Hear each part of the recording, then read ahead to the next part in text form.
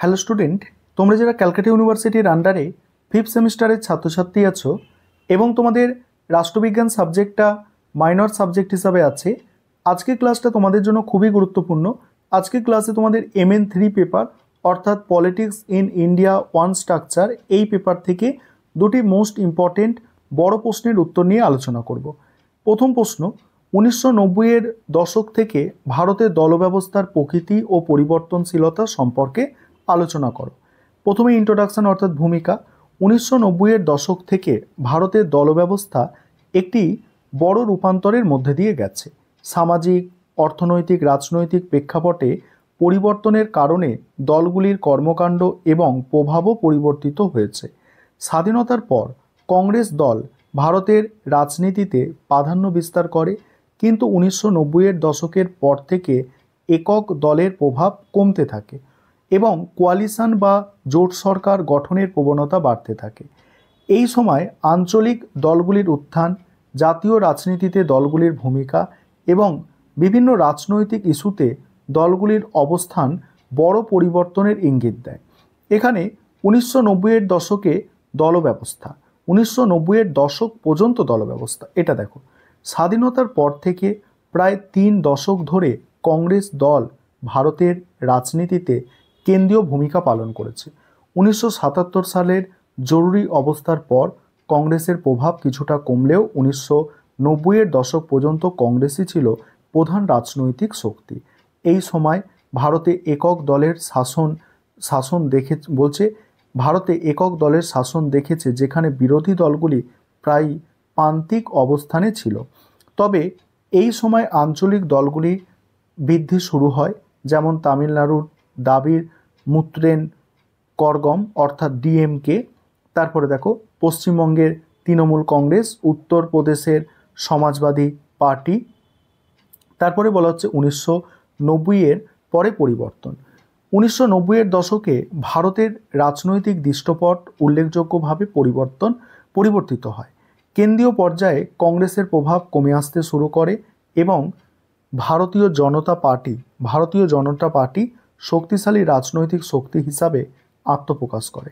এর পাশাপাশি আঞ্চলিক দলগুলির প্রভাব বাড়তে থাকে, যা জাতীয় রাজনীতিতে কংগ্রেস বা বিজেপির ওপর নির্ভরশীল হয়ে পড়ে। এই সময় ভারতীয় রাজনীতিতে কিছু গুরুত্বপূর্ণ পরিবর্তন ঘটে। এবার সেই পরিবর্তনগুলো নিয়ে আলোচনা করব।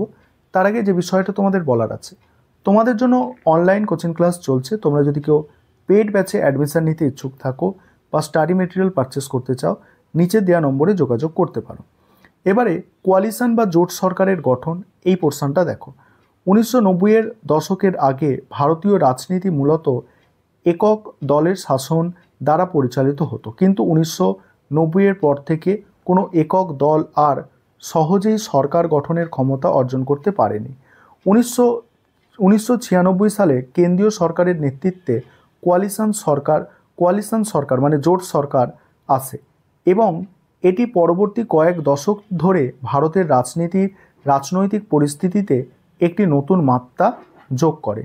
ন্যাশনাল ডেমোক্রেটিক অ্যালায়েন্স এবং ইউনাইটেড প্রোগ্রেসিভ অ্যালায়েন্সের মতো জোটগুলি তৈরি হয়।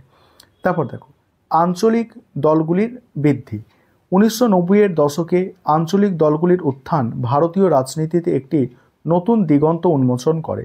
তামিলনাড়ু, বিহার, উত্তরপ্রদেশ, পশ্চিমবঙ্গ সহ বেশ কয়েকটি রাজ্য আঞ্চলিক দলগুলি শক্তিশালী হয়ে ওঠে এবং কেন্দ্রীয় রাজনীতিতেও গুরুত্বপূর্ণ ভূমিকা পালন করে। এই সব দলের মূল ভিত্তি ছিল আঞ্চলিক স্বার্থ, জাতপাত এবং স্থানীয় ইস্যু। তারপর দেখো জাতপাত ও সাম্প্রদায় ভিত্তিক রাজনীতি, পরের পয়েন্ট। 1990-এর দশক থেকে জাতপাতের রাজনীতি একটি গুরুত্বপূর্ণ বিষয় হয়ে দাঁড়ায়। বিশেষ করে উত্তরপ্রদেশ এবং বিহারের দলগুলি জাতিগত সমীকরণকে কেন্দ্র করে রাজনীতি করতে থাকে। সমাজবাদী পার্টি এবং বহুজন সমাজ পার্টি এর মতো দলগুলি জাতির ভিত্তিক ভোট ব্যাংকের ওপরে নির্ভরশীল ছিল। এছাড়া বিজেপির নেতৃত্বে ধর্মভিত্তিক রাজনীতি এবং হিন্দুত্ববাদী এজেন্ডাও শক্তিশালী হয়ে ওঠে। তারপরে দেখো অর্থনৈতিক উদারীকরণ ও দলগুলির অবস্থান। এখানে কি বলা হচ্ছে দেখো, 1991 সালে অর্থনৈতিক উদারীকরণের পর থেকে ভারতীয় রাজনৈতিক দলগুলির মধ্যে অর্থনৈতিক ইস্যুতে মতবিরোধ বাড়ে। কংগ্রেস এবং বিজেপি উভয় দলই উদারীকরণের পক্ষে অবস্থান নেয়, তবে বামপন্থী দলগুলো এর বিরোধিতা করে। এই অর্থনৈতিক পরিবর্তনের ফলে শিল্প ও ব্যবসায়িক ক্ষেত্রগুলিতে রাজনৈতিক দলগুলির ওপর প্রভাব বিস্তার করতে শুরু করে। এবার রাজনৈতিক বর্তমান রাজনৈতিক পরিস্থিতি, সেখানে কি বলা হচ্ছে দেখো, বর্তমান রাজনৈতিক পরিস্থিতিতে প্রথম পয়েন্ট হচ্ছে বিজেপির আধিপত্য। 2014 সালে নরেন্দ্র মোদীর নেতৃত্বে বিজেপি কেন্দ্রীয় শাসনে আসার পর থেকে দলটি ভারতের রাজনীতিতে কেন্দ্রীয় ভূমিকা পালন করছে। বিজেপির আক্রমণাত্মক প্রচারণা কৌশল, হিন্দুত্ববাদী নীতি এবং শক্তিশালী সংগঠনের মাধ্যমে দলটি একক আধিপত্য প্রতিষ্ঠা করেছে। তবে আঞ্চলিক দলগুলি এখনও গুরুত্বপূর্ণ ভূমিকা পালন করছে, বিশেষ করে পশ্চিমবঙ্গ, তামিলনাড়ু এবং মহারাষ্ট্রের মতো রাজ্যগুলোতে। কংগ্রেসের দুর্বলতা। কংগ্রেস দল বর্তমানে দুর্বল অবস্থানে রয়েছে, তবে দলটি এখনও অনেক রাজ্যে শক্তিশালী প্রতিপক্ষ হিসাবে কাজ করছে। বিশেষ করে 2023 সালে কর্ণাটক নির্বাচনে কংগ্রেসের সাফল্য ইঙ্গিত দেয় যে দলটি আবারও পুনর্জীবিত হতে পারে। তারপর হচ্ছে দেখো আঞ্চলিক দলগুলির গুরুত্ব। যদিও বিজেপি কেন্দ্রীয় রাজনীতিতে আধিপত্য বিস্তার করেছে, তবে আঞ্চলিক দলগুলি তাদের নিজ নিজ রাজ্যে শক্তিশালী অবস্থায় রয়েছে। তৃণমূল কংগ্রেস, ডিএমকে, সমাজবাদী পার্টির মতো দলগুলি নিজেদের প্রভাব ধরে রেখেছে এবং কেন্দ্রীয় রাজনীতিতেও গুরুত্বপূর্ণ ভূমিকা পালন করছে। এবার উপসংহারে দেখো কি লিখবে, উপসংহারটা দেখে নাও। 1990-এর দশক থেকে ভারতের দলব্যবস্থার উল্লেখযোগ্য পরিবর্তনের মধ্যে দিয়ে গেছে। কোয়ালিশন রাজনীতির উদ্ভব, আঞ্চলিক দলগুলির উত্থান, জাতপাত ও সম্প্রদায় ভিত্তিক রাজনীতি এবং অর্থনৈতিক উদারীকরণের প্রভাব সব মিলিয়ে দলব্যবস্থার প্রকৃতি পরিবর্তন হয়েছে। বর্তমান সময়ে বিজেপির আধিপত্য থাকলেও আঞ্চলিক দলগুলি তাদের নিজ নিজ রাজ্যে শক্তিশালী অবস্থান ধরে রেখেছে। ভারতের রাজনৈতিক প্রেক্ষাপটে তাই বহু গুণে জটিল ও বহুমুখী। বলছে রাজনৈতিক প্রেক্ষাপট তাই বহু গুণে জটিল ও বহুমুখী। এবার দ্বিতীয় প্রশ্ন আজকে ক্লাসে, যে সমকালীন ভারতীয় রাজনীতিতে কৃষক সংগঠনের ভূমিকা। এখানে প্রথমে তোমাদের ইন্ট্রোডাকশন দিয়ে শুরু করতে হবে। ভারতের অর্থনীতিতে কৃষিক্ষেত্রে অবদান অনস্বীকার্য। দেশে বিপুল সংখ্যক জনসংখ্যা কৃষির ওপর নির্ভরশীল। স্বাধীনতার পর থেকে ভারতে কৃষি নীতি এবং উন্নয়নে কৃষক সংগঠনগুলির ভূমিকা অত্যন্ত গুরুত্বপূর্ণ ছিল।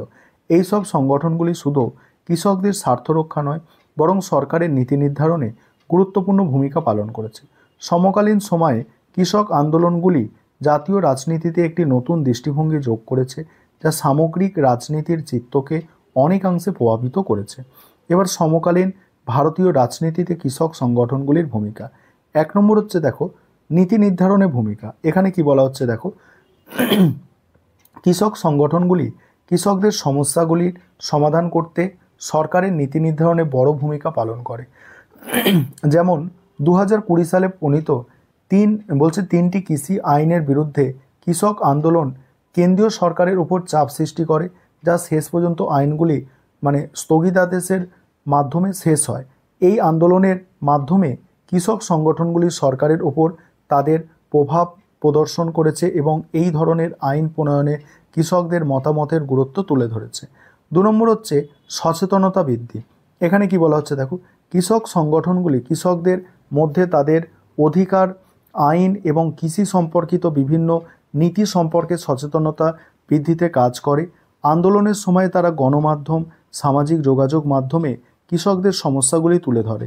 এর ফলে জনগণের মধ্যে একটি সচেতনতা সৃষ্টি এবং রাজনৈতিক নেতৃত্বের ওপরে চাপ সৃষ্টি হয়। পরের পয়েন্ট হচ্ছে রাজনৈতিক ক্ষমতা প্রদর্শন। কৃষক সংগঠনগুলি তাদের সাংগঠনিক শক্তি এবং বৃহৎ জনগোষ্ঠীর সমর্থন দ্বারা রাজনৈতিক ক্ষমতা প্রদর্শন করে। যেমন 2017 সালে মধ্যপ্রদেশ এবং মহারাষ্ট্রে কৃষক আন্দোলনগুলির ফলে রাজ্য সরকারগুলি কৃষকদের ঋণ মুকুব করার সিদ্ধান্ত নিতে বাধ্য হয়। এই ধরনের আন্দোলনগুলি প্রমাণ করে যে কৃষক সংগঠনগুলির রাজনৈতিক ক্ষমতার একটি গুরুত্বপূর্ণ অংশীদার। তারপরে বলা হচ্ছে দেখো বিভিন্ন রাজনৈতিক দলের সাথে সম্পর্ক। কৃষক সংগঠনগুলি বিভিন্ন রাজনৈতিক দলের সাথে সম্পর্ক গড়ে তুলেছে, যা তাদের দাবি দাওয়া পূরণে সাহায্য করেছে। কখনো কখনো কৃষক সংগঠনগুলি সরাসরি রাজনৈতিক দলগুলির সাথে যুক্ত হয়, আবার কখনো নিরপেক্ষ অবস্থান গ্রহণ করে। যেমন 2020 সালে আন্দোলনে কৃষক সংগঠনগুলি বিভিন্ন রাজনৈতিক দলগুলির সমর্থন পায়, যা আন্দোলনের সাফল্য নিশ্চিত করতে সহায়ক হয়েছে। তারপরে স্থানীয় ও জাতীয় স্তরে প্রভাব। কৃষক সংগঠনগুলির আন্দোলনগুলি শুধু স্থানীয় স্তরে সীমাবদ্ধ নয়, বরং জাতীয় স্তরেও তাদের প্রভাব বিস্তার করেছে। এর ফলে কেন্দ্রীয় সরকার অনেক সময় তাদের নীতিতে পরিবর্তন আনতে বাধ্য হয়েছে। উদাহরণস্বরূপ পাঞ্জাব, হরিয়ানা এবং পশ্চিম উত্তর প্রদেশের কৃষক আন্দোলনগুলি জাতীয় স্তরের আন্দোলনের বিষয় হয়ে ওঠে, যা শেষ পর্যন্ত কৃষি আইনের স্থগিতাদেশে পৌঁছায়। তারপর উপসংহারে বলা হচ্ছে সমকালীন ভারতীয় রাজনীতিতে কৃষক সংগঠনগুলির ভূমিকা অত্যন্ত গুরুত্বপূর্ণ ও প্রভাবশালী। কৃষকদের স্বার্থ রক্ষার পাশাপাশি তারা দেশের রাজনীতিতে একটি শক্তিশালী অংশীদার হিসাবে প্রতিষ্ঠিত হয়েছে। যদিও কৃষক আন্দোলনগুলি মাঝে মাঝে রাজনৈতিক অস্থিরতার সৃষ্টি করে, তবে এগুলি কৃষকদের অধিকার এবং স্বার্থ রক্ষায় গুরুত্বপূর্ণ ভূমিকা পালন করে। ভবিষ্যতে কৃষি খাতের উন্নয়ন এবং দেশের সামগ্রিক অর্থনীতিতে কৃষক সংগঠনগুলির ভূমিকা আরও বাড়বে বলে আশা করা যায়। এই ছিল তোমাদের আজকে মোস্ট ইম্পর্টেন্ট দুটি প্রশ্নের উত্তর।